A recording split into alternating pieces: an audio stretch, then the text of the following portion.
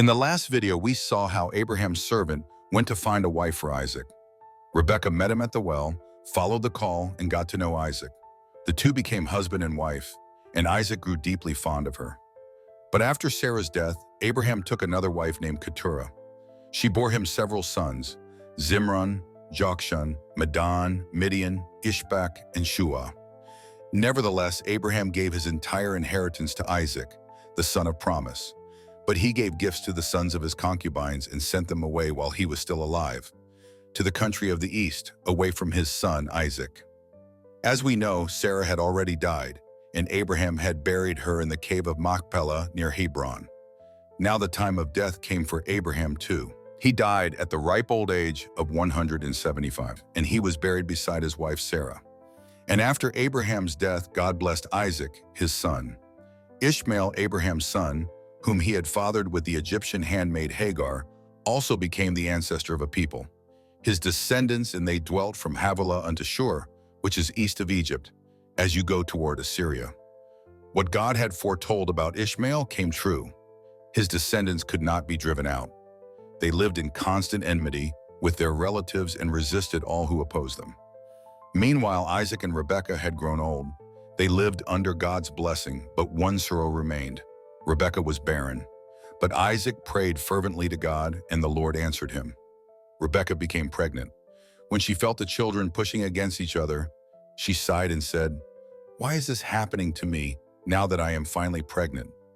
So she went to inquire of the Lord, and he answered her, "Two nations are in your womb, two peoples shall be separated from your body. One people shall be stronger than the other, and the older shall serve the younger." The time came for Rebekah to give birth, and indeed there were twins in her womb. And the first came out red. He was like a hairy garment all over, so they called his name Esau.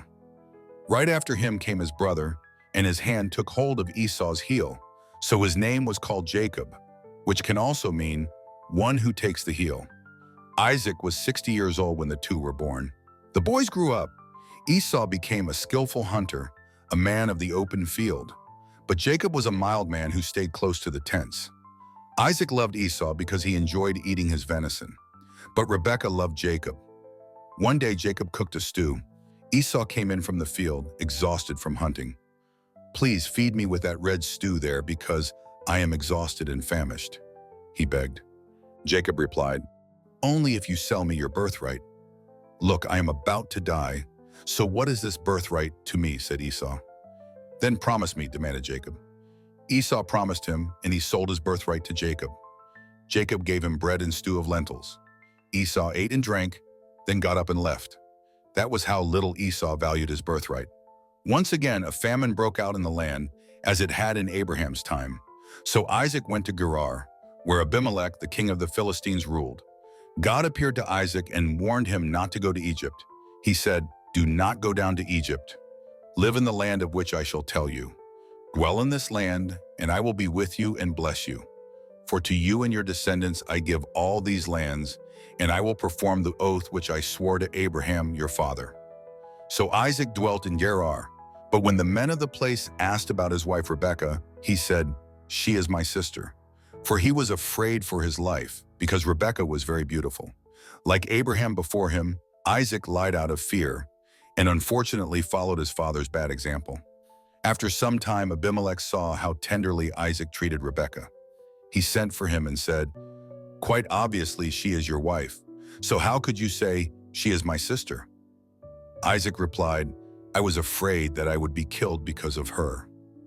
Then Abimelech said, "What is this you have done to us? One of the people might soon have lain with your wife, and you would have brought guilt on us." So Abimelech commanded his people, "He who touches this man or his wife shall surely be put to death." Isaac remained in Gerar, and God blessed him. He sowed in the land and reaped 100-fold in the same year. The Lord made him rich, and he began to prosper and continued prospering until he was abundantly wealthy. He had large herds and a great number of servants, and this aroused the envy of the Philistines. They even blocked the wells that Abraham's servants had dug. Finally, Abimelech said to Isaac, "Go away from us, for you are much mightier than we are." So Isaac departed and settled in the valley of Gerar. There he dug up the old wells his father had dug and called them by the names which his father Abraham had called them. Isaac's servants also dug new wells, but the herdsmen of Gerar quarreled with them. Isaac named the first well Esek, which means quarrel, and the second Sitnah, which means enmity. Subsequently, they dug another well, and they did not quarrel over it. So he called its name Rehoboth, meaning spaciousness, because he said, "Now the Lord has given us room, and we shall be fruitful in the land." From there he went to Beersheba. There the Lord appeared to him and said, "I am the God of your father Abraham. Do not fear, for I am with you. I will bless you." Isaac built an altar there, called on the name of the Lord, and pitched his tent, and there his servants dug another well. Meanwhile, Abimelech came with his companions to make peace. They said, "We have certainly seen that the Lord is with you. Let us make a covenant with you." Isaac prepared a feast for them. The next morning they made an oath to each other, and then they departed from him in peace.